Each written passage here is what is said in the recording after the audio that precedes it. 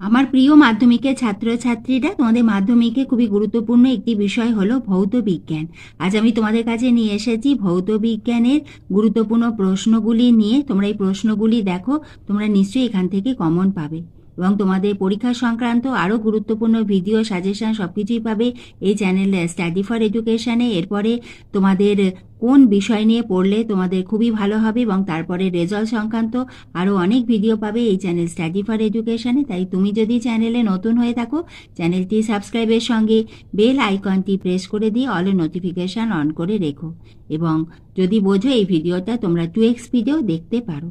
আমাদের প্রথম অধ্যায় হলো পরিবেশের জন্য ভাবনা। এসো আমরা প্রথম অধ্যায় গুরুত্বপূর্ণ প্রশ্ন দেখে নিই। প্রতিটি প্রশ্নের মান 2। প্রথম প্রশ্ন, ওজোন গহ্বর সৃষ্টির কারণগুলি উল্লেখ করো। গ্লোবাল ওয়ার্মিং সৃষ্টির কারণ উল্লেখ করো। ওজোন স্তর ধ্বংসে সিএফসি এর ভূমিকা কী? বায়োমাস শক্তি বলতে কী বোঝো? বিশ্ব উষ্ণায়ন প্রতিকারের সম্ভাব্য উপায়গুলি লেখো। বায়ুমণ্ডল কাকে বলে? বায়ুমণ্ডলকে উচ্চতা ও চাপ ভেদে কতগুলি স্তরে ভাগ করা যায় ও কী কী? আমি তোমাদের যে প্রশ্নগুলি দিচ্ছি, তোমাদের হয়তো এই প্রশ্নগুলি আসবে না, কিন্তু তোমাদের যে প্রশ্ন আসবে তার উত্তর তোমরা এখান থেকেই পেয়ে যাবে। স্ট্র্যাটোস্ফিয়ারকে শান্তমণ্ডল বলে কেন? স্ট্র্যাটোপেজ কাকে বলে? বায়ুমণ্ডলীয় গ্যাসসমূহের নাম লেখো। এদের মধ্যে কোন গ্যাসগুলি গ্রিন হাউস প্রভাবের জন্য দায়ী? হটস্পট কি? বায়ু ফুয়েল বা বায়োফুয়েল কি? এর ব্যবহার কি? মেথানোজেন কি? সিরাস কি? মেরুজ্যোতি বলতে কি বোঝো? সোলার প্যানেল কি? আমরা কিভাবে প্রাত্যহিক জীবনে জীবাশ্ম জ্বালানি সংরক্ষণ করতে পারি? ট্রপোস্ফিয়ার ও স্ট্র্যাটোস্ফিয়ার স্তরের সংক্ষিপ্ত বিবরণ দাও। সিএফসি এর সম্পূর্ণ নাম কি? ওজোন স্তর ধ্বংসে এর গুরুত্ব লেখো। জীবাশ্ম জ্বালানি কি? এর দুটি ক্ষতিকারক প্রভাব লেখো। পরিবেশের ওপর গ্লোবাল ওয়ার্মিংয়ের প্রভাব উল্লেখ করো। গ্লোবাল ওয়ার্মিং কমানোর উপায়গুলি উল্লেখ করো। কোনো জ্বালানির তাপন মূল্য বলতে কি বোঝায়? কয়লা ও ডিজেলের মধ্যে কোনটি তাপন মূল্য বেশি? দ্বিতীয় অধ্যায় গ্যাসের আচরণ। প্রশ্নের মান 2 অথবা 3, কারণ এটা 2 মার্কসেও আসতে পারে, 3 মার্কসেও আসতে পারে। দ্বিতীয় অধ্যায় প্রথম প্রশ্ন, চার্লস সূত্রের থেকে আয়তন ভি ও তাপমাত্রা টি ডিগ্রি সেন্টিগ্রেড লেখচিত্র অঙ্কন করো এবং এর থেকে পরম শূন্য তাপমাত্রার সংজ্ঞা লেখো। বয়েল ও চার্লসের সূত্রের সাহায্যে সমন্বিত রূপটি প্রতিষ্ঠা করো। আর এর মান এসআই এককে কত? বয়েলের সূত্র বিবৃত করো ও এর জ্যামিতিক রূপটি লেখো। গ্যাস সংক্রান্ত চার্লস সূত্রটিকে লেখচিত্রে ভি বনামটির সাহায্যে প্রকাশ করো। পরম শূন্য উষ্ণতা বলতে কি বোঝো? এরূপ নামকরণের কারণ কি? 6 প্রশ্ন, সার্বজনীন গ্যাস ধ্রুবক কাকে বলে? তাকে সার্বজনীন গ্যাস ধ্রুবক বলা হয় কেন? গ্যাস ও বাষ্পের মধ্যে পার্থক্য লেখো। মোল বলতে কি বোঝো? মোল বলতে কি বোঝো এইভাবে প্রশ্ন তোমাদের আসবে না, কিন্তু মোল যদি কনসেপ্টটা, তার ধারণাটা তোমাদের যদি থাকে, এর ওপর কিন্তু আমাদের অঙ্ক আসার চান্স অনেক বেশি। অ্যাভোগাড্রো সূত্রটি বিবৃত করো। অ্যাভোগাড্রো সংজ্ঞা দাও। গেলুসাকে গ্যাস আয়তন সূত্রটি লেখো ও ব্যাখ্যা করো। গ্রাম আণবিক আয়তনের সংজ্ঞা দাও। বয়েলের সূত্র থেকে পিভি, পিভিপি, পিভিভি লেখচিত্র অঙ্কন করো। অঙ্কন করো না এলেও অঙ্কন করো আসতে পারে। এছাড়া এর থেকে তোমাদের এমসিকিউ আসতে পারে। লেখচিত্র দিয়ে বলে দিল কোনটি সঠিক লেখচিত্র। এসটিপি বলতে কি বোঝো? চার্লসের সূত্রের ভিত্তিতে ভিটি বড় হাতের ভি ছোট হাতের টি এবং লেখচিত্র অঙ্কন করো। গ্যাসের চাপের ওপর উষ্ণতার হ্রাস বৃদ্ধি প্রভাব কি? ভি সমান এনআরটি সমীকরণ থেকে কোনো গ্যাসের আণবিক ভর কিভাবে নির্ণয় করবে? কোনো মৌলের পারমাণবিক ভর ও আণবিক ভর একই হতে পারে কি? তাহা ব্যাখ্যা করো। এবার এসো তৃতীয় অধ্যায় রাসায়নিক গণনার আমরা প্রশ্ন দেখে নিই। রাসায়নিক গণনা থেকে কিন্তু তোমাদের অঙ্ক আসবেই। এই ধরনের প্রশ্ন যে তোমাদের আসবে তা নয়, কিন্তু এই প্রশ্নগুলি তোমরা যদি ভালো করে পড়ো, এখান থেকে তোমাদের এমসিকিউ এসিকিউ যে প্রশ্ন আসবে তার উত্তর লিখতে তোমাদের খুবই সুবিধা হবে। প্রথম প্রশ্ন দেখো, তৃতীয় অধ্যায় রাসায়নিক বিক্রিয়া কাকে বলে? রাসায়নিক সমীকরণ কাকে বলে? ভর ও শক্তি সংরক্ষণ সূত্রটি বিবৃত করো। বাষ্প ঘনত্ব কাকে বলে? প্রমাণ ঘনত্ব কাকে বলে? আণবিক ভরের সংজ্ঞা দাও। আমাদের বাষ্প ঘনত্বের সঙ্গে আণবিক ভরের যে সম্পর্ক সেটা খুব ভালোভাবে পড়ে রাখবে। তার উপর কিন্তু আমাদের এমসিকিউ এসে থাকে, এসএকিউ আসতে পারে, এছাড়া অঙ্ক আসতে পারে। গ্রাম আণবিক আয়তন বলতে কি বোঝো? রাসায়নিক বিক্রিয়ায় ভরের সংরক্ষণ সূত্রটি লেখো। আণবিক ওজন ও বাষ্প ঘনত্বের মধ্যে সম্পর্কটি স্থাপন করো। এই প্রশ্নটি ভীষণ ইম্পর্টেন্ট। এই যে সম্পর্ক, এই সম্পর্কের ওপরে আমাদের এমসিকিউ, এসএকিউ এমনকি অঙ্ক পর্যন্ত আসতে পারে। রাসায়নিক সমীকরণের তাৎপর্য লেখো এবং তোমাদের বইতে অধ্যায়ের শেষে দেখবে অনেকগুলি নিউমেরিক্যালস, অনেক অঙ্ক করে দেওয়া রয়েছে, সেগুলো ভালো করে প্র্যাকটিস করো। পরীক্ষাতে ওই ধরনের অঙ্কই কিন্তু তোমাদের আসবে। পঞ্চম অধ্যায় আলো। প্রতিটি প্রশ্নের মান 2। একে প্রশ্ন, কোনো মাধ্যমে প্রতিসরাঙ্ক আলোর বেগের ওপর কীভাবে নির্ভরশীল? স্নেলের সূত্রটি লেখো ও গাণিতিকভাবে প্রকাশ করো। প্রতিসরাঙ্কের একক কি? কোনো মাধ্যমে প্রতিসরাঙ্কের মান কি 1-এর চেয়ে কম হতে পারে? উত্তর লেন্সের সামনে বস্তুকে এফ ও 2F এর মধ্যে রাখলে প্রতিবিম্বের প্রকৃতি কি হবে? ভৌতবিজ্ঞানে যখন তোমরা আলোর উত্তর লিখবে তখন অবশ্যই যদি পারো এঁকে দিও, এবং আঁকাতে যখন তোমরা আঁকবে তোমাদের যে সরলরেখাগুলি থাকবে সেখানে কিন্তু অ্যারো দেবে। কারণ আমরা যদি অ্যারো না দিই তাহলে আলোক রশ্মি যে গতিপথ সেটি বোঝা যাবে না। আলো কোন দিক থেকে কোন দিকে যাচ্ছে সেটা না জানতে পারলে, তোমরা যদি অ্যারো না দাও তাহলে সেই আঁকার কিন্তু কোনো ভ্যালু নেই, কোনো মূল্য নেই, তোমরা তাহলে নম্বর পাবে না। সেজন্য অতি অবশ্যই আলোর অধ্যায় যখন আঁকবে অতি অবশ্যই তোমরা অ্যারোটা দিও। 5 প্রশ্ন, সমতল দর্পণে ফোকাস দৈর্ঘ্য কত? কোন মাধ্যমে আলোর বেগ সর্বাধিক? কোন লেন্স সমান্তরাল আলোকরশ্মি গুচ্ছকে অপসারী আলোকরশ্মি গুচ্ছে পরিণত করে? লেন্সের ক্ষমতার এসআই একক কি? দিনের বেলায় আকাশকে নীল দেখায় কেন? দীর্ঘদৃষ্টি ও হ্রস্বদৃষ্টি কাকে বলে?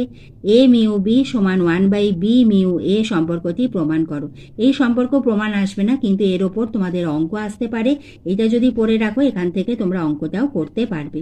10 প্রশ্ন, একটি উত্তর লেন্স দ্বারা কিভাবে বিবর্ধিত প্রতিবিম্ব গঠিত হয় যখন প্রতিবিম্ব সৎ এবং প্রতিবিম্ব অসৎ? এবার তোমরা আলো অধ্যায়ের প্রতিটি প্রশ্নের মান 3 মার্কসে এই প্রশ্নগুলি আসতে পারে, তোমরা দেখে নাও। প্রিজমের ক্ষেত্রে প্রমাণ করো ডেল্টা সমান I1 plus I2 minus A2 ন্যূনতম চুক্তির মান কত? শুদ্ধ বর্ণালী ও অশুদ্ধ বর্ণালীর মধ্যে পার্থক্যগুলি লেখো।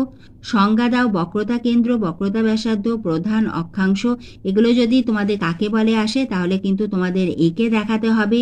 দাড়ি কামানো দর্পণ হিসেবে কীরূপ দর্পণ ব্যবহৃত হয়? এক্ষেত্রে প্রতিবিম্বের প্রকৃতি কীরূপ হয়? উত্তল দর্পণের ক্ষেত্রে বস্তুর বিভিন্ন অবস্থানে প্রতিবিম্ব গঠনের রশ্মি চিত্রগুলি অঙ্কন করো।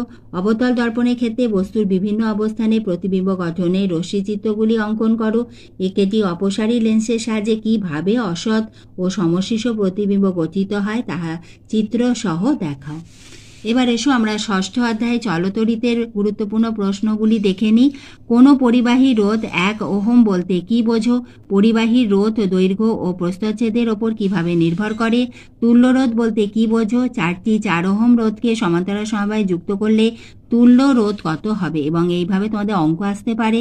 অ্যাম্পিয়ারের সন্তরণ নিয়ম কি? ব্যাখ্যা করো। ওহমের সূত্র বিবৃত করো। এই সূত্র থেকে রোধের সংজ্ঞা ও রোধের একক কিভাবে পাওয়া যায় তাহা লেখো। তড়িৎচুম্বকীয় আবেশ কি? এই সংক্রান্ত 3টি সূত্র লেখো। নষ্ট ভোল্ট কি? বিওটি কিসের একক? অভ্যন্তরীণ রোধ কাকে বলে? এবং বিওটির ওপর তোমাদের তড়িতের যে অঙ্ক আছে সেগুলো প্র্যাকটিস করে যেও। আমার চ্যানেলেই অঙ্ক দেওয়া আছে, তোমরা অতি অবশ্যই দেখে নিও। তড়িচালক বল কি? এটি কোনো যান্ত্রিক বল। রূপার রোধাঙ্ক 1.66 × 10⁻⁻6 ওহম সেন্টিমিটার বলতে কি বোঝো? লেঞ্জের সূত্র কিভাবে শক্তি সংরক্ষণকে মান্য করে? অ্যাম্পিয়ারের দক্ষিণ মুষ্টি নিয়মটি লেখো। কুলম্বের সূত্রটি বিবৃত করো। ডায়নামো ও মোটরের মধ্যে মূল পার্থক্য কি? ফিউজ তারের বৈশিষ্ট্যগুলো কি কি? রোধাঙ্কের সংজ্ঞায় স্থির উষ্ণতায় কথাটা বলা হয় কেন?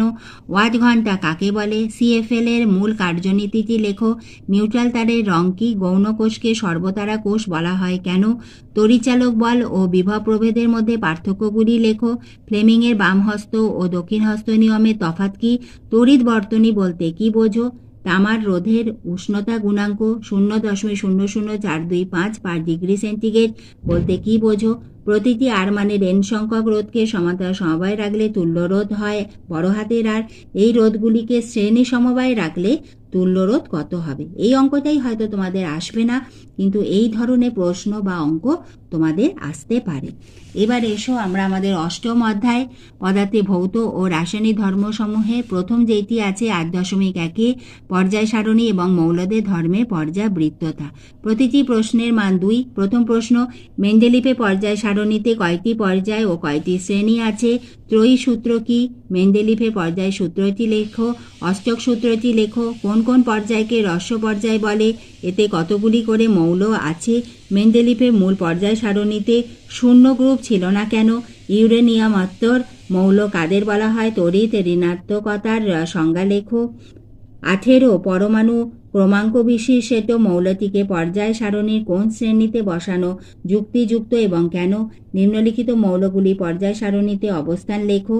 এখানে পটাশিয়াম, ক্লোরিন, অক্সিজেন এবং নিয়ন দিয়েছি। এগুলো আমি তোমাদের উদাহরণ হিসেবে দিয়েছি, কিন্তু এই ধরনের কিন্তু তোমাদের আসবে।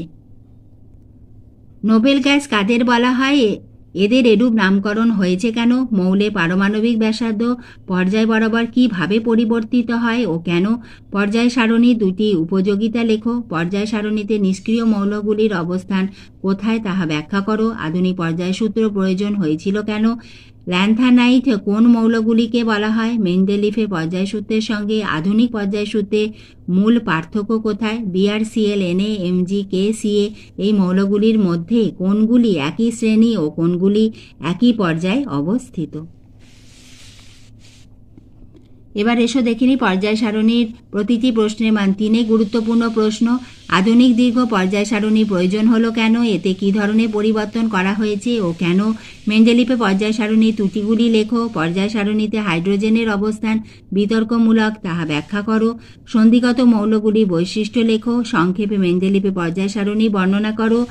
XYZ মৌল 3টি পরমাণু ক্রমাঙ্ক যথাক্রমে 10, 8, 9। মৌলগুলির মধ্যে কোনটি তড়িৎ ঋণাত্মকতা বেশি? Y ও Z এর মধ্যে কোনটি পরমাণুর আকার বড়? X মৌলটি কোন শ্রেণীতে অবস্থিত? পরবর্তী অধ্যায় 8.2 আয়নীয় ও সমযোজী বন্ধন। প্রতিটি প্রশ্নের মান 2। রাসায়নিক বন্ধন কাকে বলে? সমযোজী বন্ধন কাকে বলে? উদাহরণ দাও। অষ্টক সূত্রটি লেখো। আয়নীয় বন্ধন কাকে বলে? তড়িৎযোজ্যতা কাকে বলে? উদাহরণ দাও। সমযোজ্যতা কাকে বলে? উদাহরণ দাও। সমযোজী যৌগের ধর্মগুলি লেখো। তড়িৎযোজী ও সমযোজী যৌগের পার্থক্য লেখো।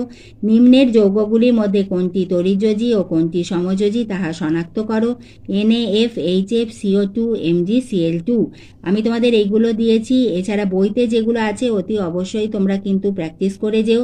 সমযোজী এক বন্ধন, দ্বিবন্ধন ও ত্রিবন্ধন আছে এমন 3টি মৌলের নাম ও সংকেত লেখো।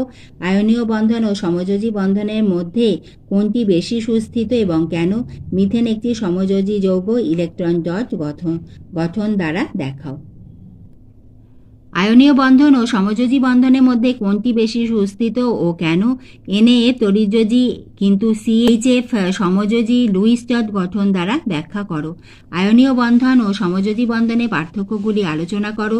যোজ্যতা কাকে বলে? যোজ্যতার কারণ কি? CO2 এর ডট লুইস গঠনটি যুক্তিসহ ব্যাখ্যা করো ও লেখো। লুইস ডট গঠন দ্বারা অ্যাসিটিলিন অণুর গঠন দেখাও এবং কার্বনের যোজ্যতা কত হবে তাহা ব্যাখ্যা করো। 8.3 প্রশ্ন, তড়িৎ প্রবাহ ও রাসায়নিক বিক্রিয়া। প্রতিটি প্রশ্নের মান 2।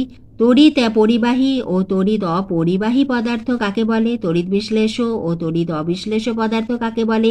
ধাতব পরিবাহী ও তড়িৎ বিশ্লেষ্য পদার্থের মধ্যে পার্থক্য লেখো। তড়িৎ বিশ্লেষণ কাকে বলে? তীব্র তড়িৎ বিশ্লেষ্য পদার্থ কাকে বলে? উদাহরণ দাও। মৃদু তড়িৎ বিশ্লেষ্য পদার্থের সংজ্ঞা ও উদাহরণ দাও। তড়িৎ লেপনের উদ্দেশ্য কি? ক্যাথোড ও অ্যানোড কাকে বলে?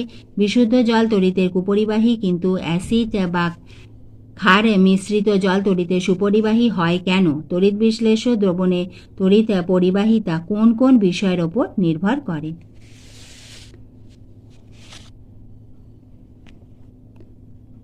তড়িৎ প্রবাহ রাসায়নিক বিক্রিয়ার আরও গুরুত্বপূর্ণ প্রশ্ন দেখে নাও। গ্যালভানাইজেশন কাকে বলে? একটি অন্তরক পদার্থের নাম লেখো। কোনো দ্রব্যের ওপর রূপার প্রলেপ দিতে হলে তড়িৎ বিশ্লেষ্য রূপে কি ব্যবহার করবে? আয়নীভবন কাকে বলে? নিম্নে পদার্থগুলির মধ্যে কোনগুলি তড়িৎ বিশ্লেষ্য, কোনগুলি তড়িৎ অবিশ্লেষ্য ও কোনগুলি তড়িৎ পরিবাহী তাহা লেখো।